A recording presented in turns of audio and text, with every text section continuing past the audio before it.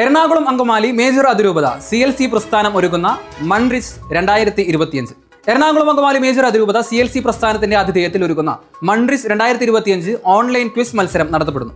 CLC പ്രസ്ഥാനത്തിന്റെ ആധ്യാത്മിക നിയന്താവായ വിശുദ്ധ ഇഗ്നേഷ്യസ് ലയോളയുടെ തിരുനാൾ ദിനമായ ജൂലൈ 31-ാം തീയതി രാത്രി 8:45-ന് CLC എറണാകുളം അങ്കമാലി മേജർ അതിരൂപതയുടെ നേതൃത്വത്തിൽ നടത്തപ്പെടുന്ന online quiz program heart beats of Jesus എന്ന യൂട്യൂബ് ചാനലിലൂടെയാണ് നടത്തപ്പെടുന്നത്.